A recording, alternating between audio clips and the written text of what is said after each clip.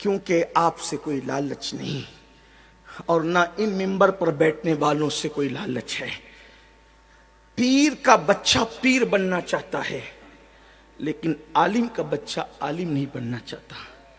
پیر اپنے بچے کو پیر بنانا چاہتا ہے لیکن عالم اپنے بچے کو عالم نہیں بنانا چاہتا۔ وجہ اس لیے کہ اسے پتا ہے مجھے کچھ بھی نہیں آتا، باپ کی خلافت لے کے پیر بن جاؤں گا تو ہاتھ بھی چومے جائیں گے، دعوتیں بھی ملے گی اور نذرانے بھرپور ملیں گے۔ لیکن عالم کا بچہ عالم اس لیے نہیں بننا چاہتا اور عالم اپنے بچے کو عالم اس لیے نہیں بنانا چاہتا کہ امامت کر کے ان جاہل ترشٹیوں کی اتنی باتیں سنی ہے۔ ایک بیوی اپنے شوہر کی جتنی باتیں نہیں سنتی اس سے زیادہ جاہل ترشٹی امام کو باتیں سناتے ہیں۔ ایک بیوی اپنے شوہر سے جتنا نہیں ڈرتی اس سے زیادہ امام اپنے ترشٹیوں سے ڈرتا ہے۔ تو وہ سوچتا ہے کہ جب میں نے اتنا ظلم برداشت کیا تو میں اپنے بچوں کو اس ظلم کی آگ میں کیوں جھونکوں، اس لیے یہ معاملہ نہیں ہو رہا ہے۔ واللہ میں اللہ کی قسم کھا کے کہتا ہوں میں کسی پیر کا مخالف نہیں، اس لیے کہ میں کہیں ایک پیر رکھتا ہوں۔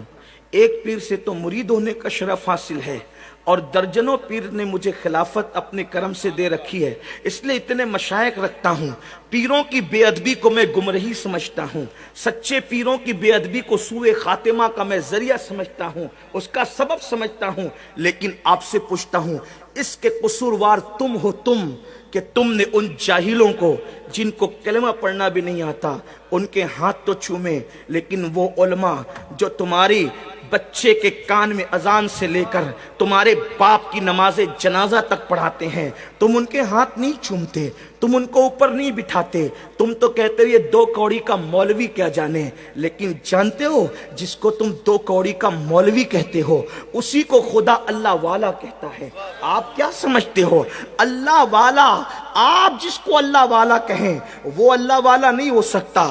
اللہ نے اللہ والا کس کو کہا؟ قرآن اٹھا کر دیکھے، میں قرآن کی بات کرتا ہوں۔ اگر اچھے عالموں کو اپنی قوم میں پیدا کرنا ہے تو عالموں کی قدر کرنا سیکھو، اچھے امام پیدا کرنا ہے اماموں کی قدر کرنا سیکھو۔ بڑی معذرت کے ساتھ جن جاہلوں کو کلمہ پڑھنا نہیں آتا ان کو تو دیسی مرغیاں اصلی گھی میں کھلاتے ہو، کبھی اپنے مسجد کے امام کو بھی اس قدر کے ساتھ بلایا، اس عزت کے ساتھ بلایا؟ ہاں، ایک رات کے لیے گویوں کو اور چیخنے چلانے والے میری طرح لوگوں کو بلاتے ہو تو آپ مٹھی بھر بھر کے نظر پیش کرتے ہو۔ کبھی اپنے امام کو بھی اتنا دیا؟ امام تو بیچارہ 5,000 8,000 میں مر رہا ہے، اس کی آپ مدد نہیں کرتے۔